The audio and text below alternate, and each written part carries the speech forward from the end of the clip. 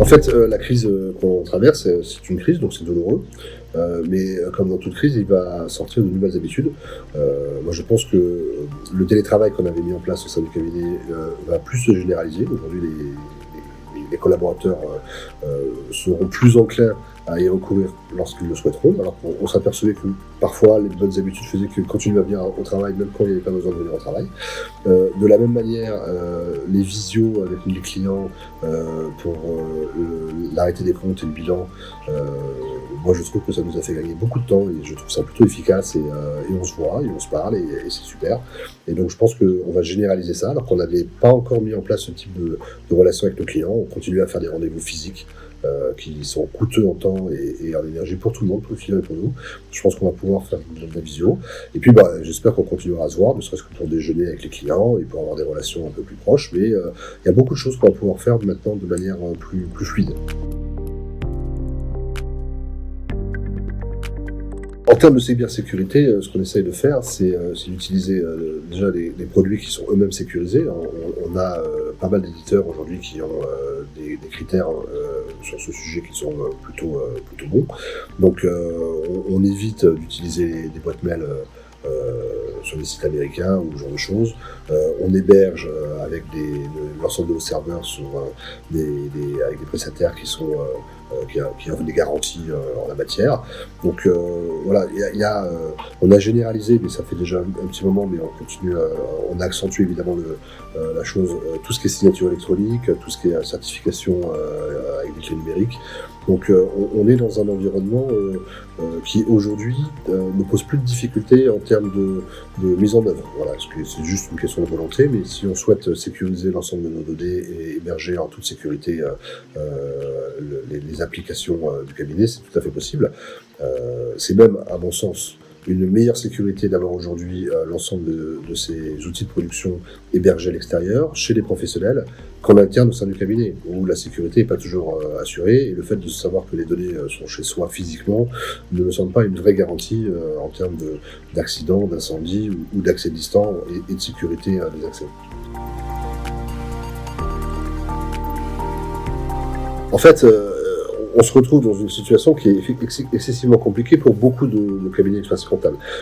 Parce que, en fait, beaucoup d'entre nous avons, durant cette période, un niveau d'activité qui est proche de 100%.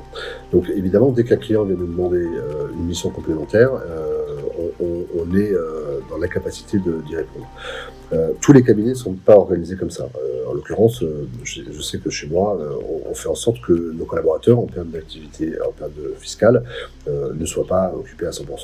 Voilà, donc ça permet d'avoir en fait des marges de manœuvre pour pouvoir répondre à des besoins, et c'est ça qui permet en vérité à la fin de l'année de sortir un surcroît de rentabilité.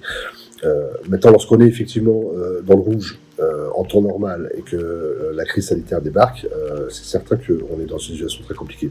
Donc il est indispensable, compte tenu de l'absence de préparation de tout le monde, d'obtenir des délais supplémentaires pour pouvoir permettre de travailler sereinement.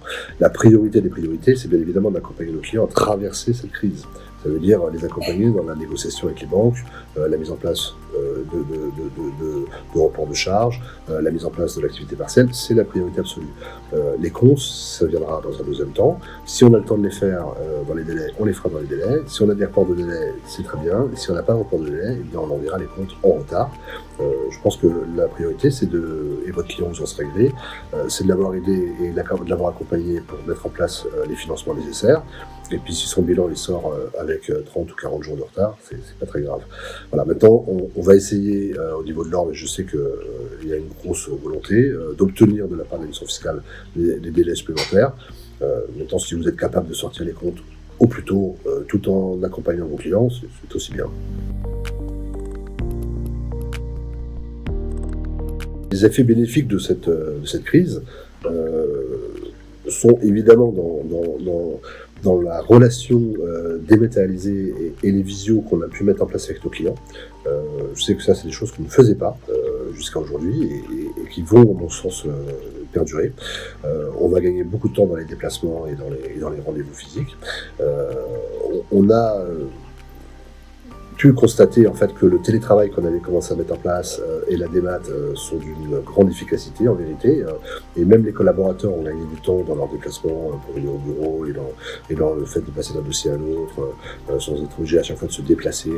On a demandé à nos clients de nous scanner les pièces, de les envoyer. Voilà, donc on a gagné aussi du temps dans les déplacements. Tout ça, puis mis bout à bout, on s'aperçoit qu'en fin de compte, on avait un peu de temps productif qu'on a pu rentabiliser, amortir et utiliser à meilleur escient en fait que ce qu'on aurait pu imaginer. Donc ça, je pense que ce sont des modes de travail qui vont perdurer. Alors on va pas arrêter de faire des rendez-vous physiques avec nos clients, on en fera encore, mais lorsque ce sera nécessaire de les faire, et lorsqu'on aura besoin d'établir cette relation qui est quand même un peu plus riche et plus qualitative lorsqu'on se voit vraiment que lorsqu'on se voit à travers une vidéo. Mais je pense que de plus en plus, on aura une relation dématérialisée sur beaucoup de choses, et je pense que ça sera un véritable gain de temps pour tous.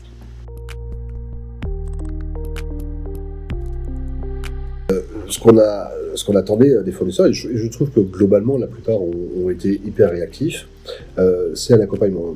Moi j'ai vu qu'il y avait beaucoup d'entre eux qui avaient proposé gratuitement des services en ligne, qui ont pu aussi dans des conditions compliquées, parce que évidemment on est tous en télétravail, mais aussi montrer qu'ils étaient réactifs aussi en matière de mise à jour de leur logiciel et de mise à disposition d'outils, aussi bien au niveau de la documentation que des différents logiciels.